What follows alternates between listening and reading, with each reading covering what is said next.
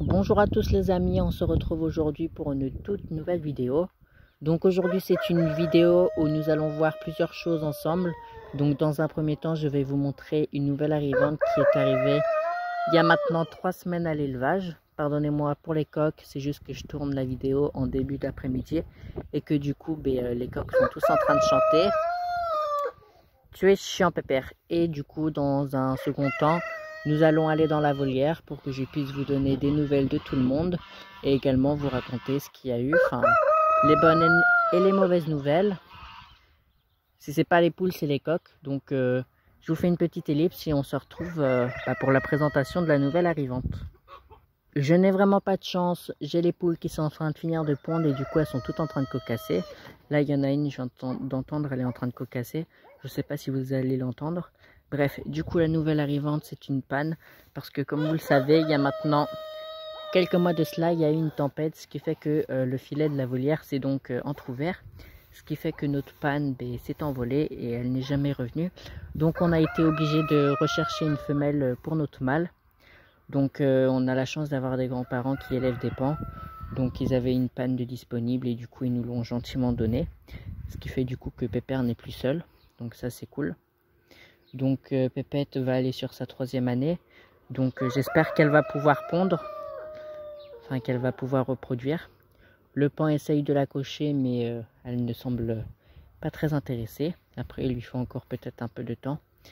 Donc j'ai mis de la paille dans la cabane parce que chez mes grands-parents, elle était déjà avec des paons. Donc c'est pas impossible que les mâles aient fait après elle. Mais du coup voilà. Un peu plus. C'est marrant parce que dans ma famille, on a chacun sa passion. Donc les paons appartiennent à ma mère, elle est passionnée par les paons. Mon frère c'est les brahmas et moi c'est les oies et les gibiers. Donc c'est vraiment marrant.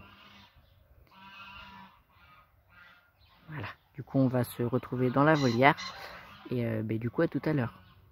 Du coup dans la volière il n'y a pas eu grand changement, il y a toujours les poules du coup qui nous servent à la ponte et pour les couvaisons. Et autrement il y a toujours mon trio de faisans communs, donc le mâle commun croisé américain est juste là. Et du coup là-bas on a une femelle et l'autre elle doit être probablement en train de pondre. Donc ouais, je pense qu'elle doit être en train de pondre. Ou peut-être qu'elle est sous la cabane.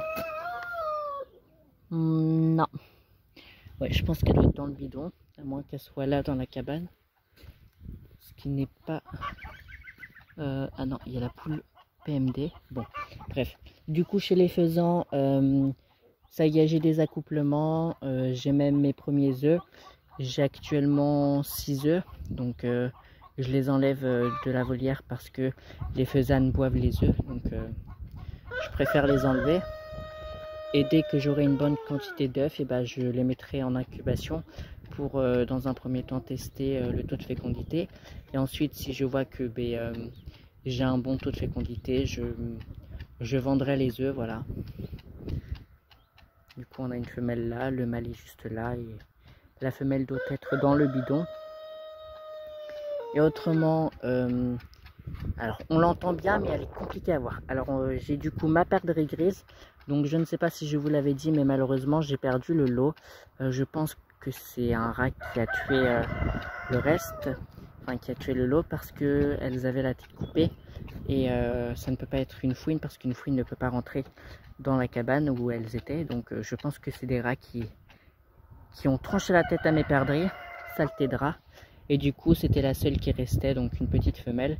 Je suis actuellement en train de lui rechercher un mâle, mais je ne trouve pas de mâle, donc je pense prendre carrément des œufs. Donc voilà pour la petite perdrix. Du coup, en ce qui concerne les poules, elles ne nous servent pas à grand chose à part la ponte. Et encore, on laisse les œufs pour qu'elles puissent couver. Mais je vais quand même vous faire un tour. Donc là-bas, on a une poule argentée bleue. Hop.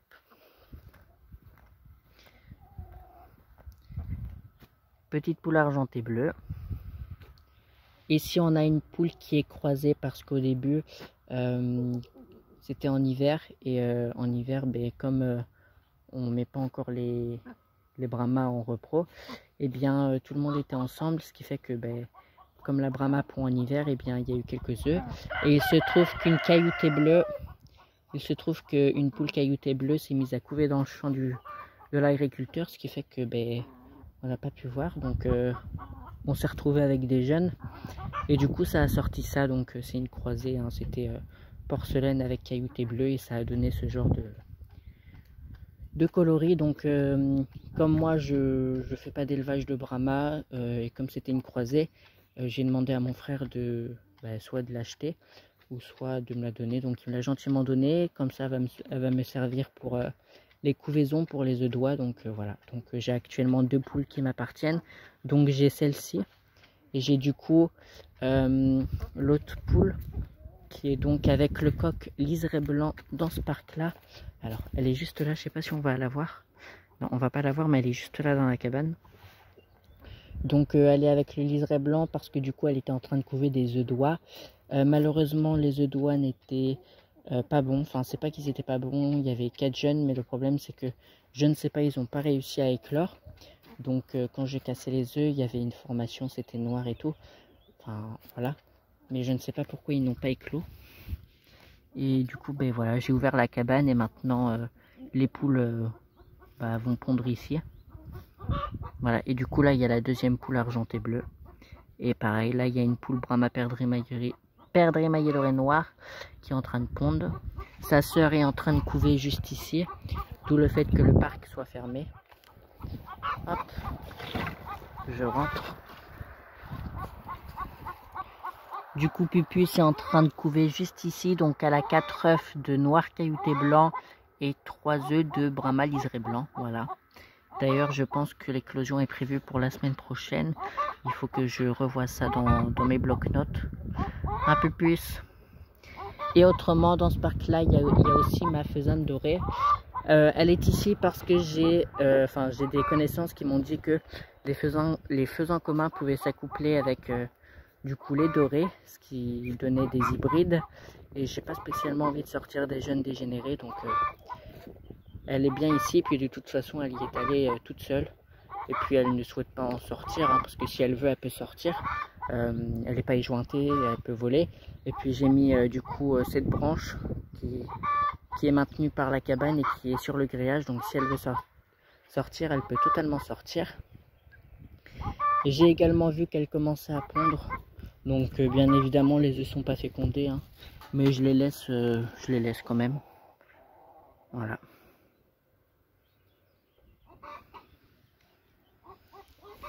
Il faut que je tente de lui retrouver un petit mâle Isabelle. Il faut que je vois ça. Mais du coup sinon elle va super bien. Un Pupus. Bah voilà, elle va à l'ombre. Parce qu'on a de la chance, ça fait 2 semaines qu'il fait beau. Il y a dû y avoir quelques jours où il y a eu de la pluie, mais autrement on n'a eu que du beau temps.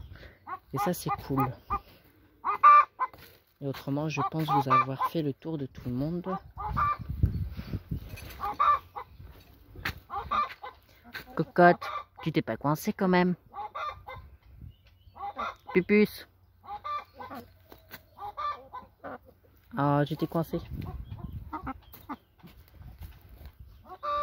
Voilà. Ah, la deuxième faisane est sortie. On va aller voir s'il n'y a pas un œuf.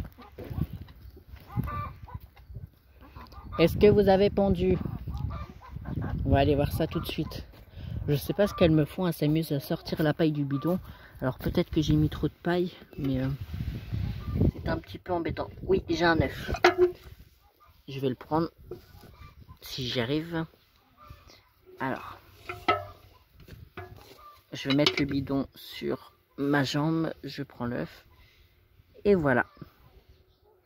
Un petit œuf qui va du coup aller dans le champ. Parce que je viens de voir qu'il était cassé. Donc madame a dû le piquer. Parce que il vient pas d'être fait. Parce qu'il est froid. Donc je sais pas si on va bien voir. Mais là, juste à côté de la paille, il y a une fissure. Donc ça ne sert à rien de le garder. Je vais aller le jeter tout à l'heure, après la vidéo. Bah oui, mais il faut que vous arrêtiez de boire vos œufs, hein, les filles. Du coup, voilà, du coup c'était une petite vidéo dans laquelle je vous montrais la nouvelle arrivante. Et puis dans laquelle je vous donnais des nouvelles de la volière. Donc j'espère que cette petite vidéo vous aura plu. Si c'est le cas, n'hésitez pas à me le faire savoir en likant, en commentant, puis en vous abonnant pour me soutenir et suivre mon évolution. Et moi, je vous dis ciao pour une prochaine vidéo. Ciao, c'était l'élevage de Juju.